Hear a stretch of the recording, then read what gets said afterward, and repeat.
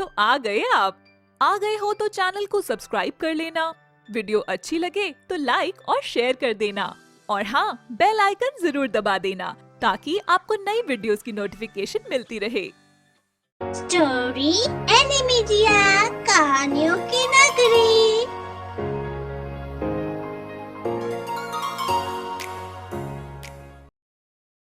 ये कहानी है गढ़चिरौली नामक गांव की, जहां मोहन अपने माता पिता के साथ रहता था।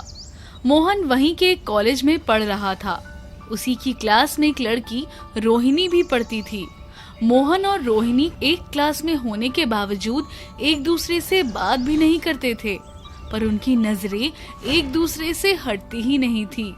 उनकी क्लास में सबको उनके बीच का रिश्ता दिखाई दे रहा था, पर उन दोनों को इस बात का एहसास ही नहीं था। फिर एक दिन रोहिणी की एक दोस्त शिखा उसे कहती है, यार रोहिणी, ये सब कब तक चलता रहेगा? शिखा, तुम कहना क्या चाहती हो? मुझे कुछ समझ नहीं आ रहा। पूरी क्लास को पता है कि तुम और मोहन एक दूसरे को पसंद करते हो, पर दोनों में से किसी ने भी इस रिश्ते को आगे नहीं बढ़ाया। अरे ऐसा कुछ नहीं है, वो बस मोहन एक अच्छा लड़का है। देख रोहिणी, तेरी दोस्त होने के नाते मैं बस तुझे सलाह ही दे सकती हूँ कि तुम दोनों इस रिश्ते को आगे बढ़ाने में टाइम मत लगाओ। कहीं ऐसा ना हो कि ज्यादा ही देर हो जाए और बाद में सिर्फ पछतावा रह जाए। तू सही तो कह रही है यार, पर मैं क्या करूं? मैं इंतजार कर रही हूँ कब मोहन खुद मुझसे अपने दिल की बात बोलेंगे। तू कौन सी सदी में जी रही है यार? अगर लड़का नहीं बोल रहा तो तू हिम्मत कर और अपने दिल की बात बता उसे। क्या फर्क पड़ता है कि कौन पहले बोल रहा है? जरूरी तो ये है कि अपने मन की बात बोली जाए। फिर अपनी दोस्त के दबाव में आकर रोहिणी मोहन से बात करने की कोशिश करती है। मोहन भी रोहिणी को पसंद करता था, इस कारण वो भी रोहिणी से बातचीत करने लगा। फिर दोनों बहुत अच्छे दोस्त बन जाते हैं। इसके बावजूद दोनों अपने मन की बात एक दूसरे से नहीं कह पाते हैं। फिर मोहन का दोस्त अजय मोहन से कहता है, यार मोहन, कब तक ऐसे चलेगा? पहले तूने और रोहिणी ने बात करने में 2 साल निकाल दिए, अब भी तुम दोनों एक दूसरे को अपने दिल की बात नहीं कह पा रहे हो। यार अजय, समझ नहीं आता रोहिणी से इस बारे में कैसे बात करो। मुझे डर लगता है कि कभी उसे बुरा लग गया तो हमारी दोस्ती खराब हो जाएगी, साथ ही वो दुखी भी हो जाएगी और मैं उसे दुखी नहीं देख सकता। पूरे कॉलेज को दिख रहा है कि रोहिणी भी तुझसे प्यार करती है, सिवाय तेरे। चल हिम्मत कर और आज उसे अपने दिल की बात बोल ही दे। अपने दोस्तों के दबाव देने पर रोहिणी और मोहन ने एक दूसरे से अपने दिल की बात बोल ही दी। रोहिणी, मैं तुमसे बहुत दिनों से कुछ कहना चाहता हूँ। क्या बात है मोहन, बोलो। वो मैं तुमसे। मोहन इतना ही कह पाता है कि वो डर के मारे चुप हो जाता है और वहाँ से चलने लगता है। तभी रोहिणी उसका हाथ पकड़कर उससे कहती है, अपने मन की बात किए बिना ही जा रहे हो मोहन। मुझे पता है तुम भी मुझसे प्यार करते हो। मोहन ये बात सुनकर खुश हो जाता है और फिर रोहिणी से बोलता है, थैंक यू रोहिणी, मेरे मन की बात समझने के लिए। मैं बहुत डर गया था कि कैसे तुमको बोलूंगा, पर तुमने तो मेरा सारा डर खत्म कर दिया। तुम्हें कैसे पता चला कि मैं यही बोलने वाला हूँ? बस पता चल गया। वैसे शायद तुमको कुछ कहना है। I love you. I love you too Mohan. ऐसे ही उन दोनों के बीच सब अच्छा चल रहा था। मोहन रोहिणी से बहुत प्यार करता था और रोहिणी भी कुछ कम प्यार नहीं करती थी उसे। फिर दोनों ने शादी की ठान ली। अपने अपने घर वालों से बातें की, पर रोहिणी के घर वाले इस रिश्ते के लिए राजी नहीं थे। उल्टा रोहिणी का घर से निकलना बंद कर दिया गया और उसे कहने लगे, तुझे कॉलेज में पढ़ाई के लिए भेजा था, ना कि इश्क लड़ाने के लिए। आज से तेरी मनमर्जी बंद और घर से बाहर जाना भी।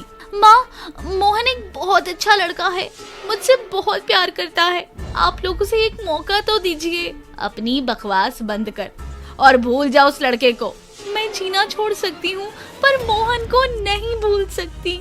ठीक है, तू मरे या जिए, पर तेरी उस लड़के से शादी नहीं होगी। हमें क्या बिरादरी में अपनी नाक कटानी है? फिर रोहिणी के लिए लड़के की तलाश की जाने लगी, लेकिन जिसको एक बार इश्क हो जाए फिर वो किसी की सुनता ही कहाँ है। आखिर दोनों ने घर से भागने का फैसला ले लिया। रोहिणी रात में मोहन के साथ चली गई। मोहन को एक अच्छी नौकरी भी मिल गई।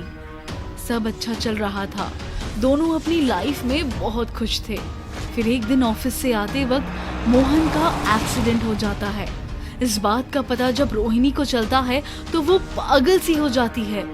मोहन बहुत ही सीरियस कंडीशन में था। जितना पैसा उनके पास था वो सब लग गया। अब कुछ बचा भी नहीं था। रोहिणी को जब कुछ समझ नहीं आया तो वो अपने पापा से मदद मांगनी चली गई। पापा, मेरे पति का एक्सीडेंट हो गया है। मुझे पैसों की जरूरत है। प्लीज मेरी मदद कीजिए, वरना वो मर जाएगा। मरता है तो मर जाने दो। और कौन है तू? मैं तुझे नहीं जानता। मैं जानती हूँ पापा, आप मुझसे नाराज हैं, पर अभी मुझे आपकी बहुत जरूरत है। जिस दिन तू उस लड़के के लिए हमारे घर से भाग गई थी, उस दिन तू हमारे लिए मर गई थी। अब हमें कोई फर्क नहीं पड़ता, तुम दोनों जियो या मरो। रोहिणी अपने पिता के पैरों में गिर जाती है, पर उसका पिता उसकी कोई मदद नहीं करता, बल्कि उसे धक्का देकर बाहर निकाल देता है। इसके बाद वो मोहन के घर गई। मोहन के घर वालों ने भी उसके साथ वैसा ही बर्ताव किया और उससे कहा, मोहन हमारे लिए उसी दिन मर गया था जब तो जैसी लड़की से उसने शादी की। रोहिणी वहाँ से निराश होकर जा ही रही थी कि तभी उसे पीछे से किसी ने आवाज दी। भाभी जी सुनिए। रोहिणी ने पलट कर देखा तो मोहन के ताऊ का बेटा उसे रोक रहा था। वो उसको बोलता है, भाभी घर वाले आपको पैसे नहीं देंगे, और मोहन मेरा चचेरा भाई हुआ तो क्या हुआ, आखिर है तो मेरा भाई ही ना। मैं आपको उसके इलाज के लिए पैसे दे दूंगा, पर आपको भी मेरी मदद करनी होगी।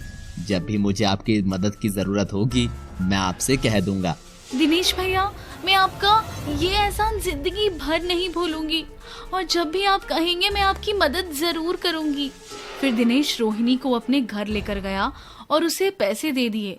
उसके दिए पैसों से मोहन का इलाज चलता है। फिर मोहन पहले से कुछ ठीक होने लगा। रोहिणी उसे घर लाकर उसकी देखभाल करती है। मोहन अपने आप से न उठ सकता था और न चल सकता था। रोहिणी मोहन को दवा दे रही होती है, तभी घर की बेल बजती है। रोहिणी जाकर देखती है कि दिनेश वहाँ खड़ा था। दिनेश भैया, आप यहाँ, वो भी इतनी रात में? भाभी जी, मैंने अपना वादा पूरा किया, लेकिन आप शायद अपना वादा भूल गई हो। मैंने आपसे कुछ कहा था। हाँ भैया, बताइए, क्या कर सकती हूँ मैं आपके लिए? फिर दिनेश रोहिणी को छूने की कोशिश करता है और उससे कहता है, अब बताओ भाभी जी कि ये सब तुम्हारी मर्जी से होगा या मैं खुद करूं? भैया प्लीज ऐसा मत करिए, मोहन को पता चल गया तो वो टूट जाएगा। तो सोच लो, आपको अपना पति प्यारा है या नहीं, और मैं आपका अपने घर पर इंतजार करूंगा। अगर आप नहीं आई तो सोच लीजिए क्या हो सकता है। फिर रोहिणी मोहन को दवाई देकर सुला देती है और अपने पति की जान बचाने की कीमत दिनेश को खुद को सौंप कर दे देती है। उसके बाद दिनेश उसे कहता है, बहुत खुश हूँ मैं आज, आप चाहें तो और पैसे ले सकती हैं। रोहिणी चुपचाप सब सहन करती है। ऐसे ही दिनेश की हिम्मत और गलत इरादे बढ़ते जा रहे थे और उधर मोहन भी धीरे धीरे ठीक होने लगा था। फिर एक दिन दिनेश उसके घर आता है और रोहिणी से बोलता है, भाभी क्या और पैसे की जरूरत नहीं है आपको? वो मेरी मजबूरी थी, मेरे पति के लिए। मैं ऐसी लड़की नहीं हूँ। आपको मेरी मजबूरी का जितना फायदा उठाना था आपने उठा लिया, पर अब बस, बहुत हुआ। ऐसे कैसे बहुत हुआ? आज रात तुझे मेरे घर आना ही होगा, वरना सोच लेना क्या हो सकता है। नहीं, तुम ऐसा क्यों कह रहे हो? कुछ तो उस भगवान से डरो और मुझ पर रहम करो। और मोहन ये सब बातें दरवाजे के पीछे खड़ा होकर सुन रहा था। फिर वो आता है और दिनेश को एक जोरदार थप्पड़ मारता है। मैंने सब सुन लिया है, तूने मेरा भाई होकर मेरे साथ ऐसा किया। भाभी माँ समान होती है और तूने उसी के साथ ऐसी नीच हरकत की। छी, मुझे शर्म आती है कि मैं तेरे जैसे घटिया इंसान का भाई हूँ। ये सब देखकर रोहिणी बहुत डर जाती है कि न जाने मोहन उसके बारे में क्या समझेगा। मोहन रोहिणी की तरफ देखकर बोला, डरो मत रोहिणी, मैं तुमसे आज भी उतना ही प्यार करता हूँ जितना कल करता था। तुम मेरे लिए आज भी पहले जैसे ही पवित्र हो। नहीं मोहन, मैं अब पवित्र नहीं हूँ, आपके लायक नहीं रही। मेरा मर जाना ही सही होगा। पवित्रता शरीर की नहीं होती, मन की होती है और तुम्हारा मन आज भी मुझसे ही प्यार करता है।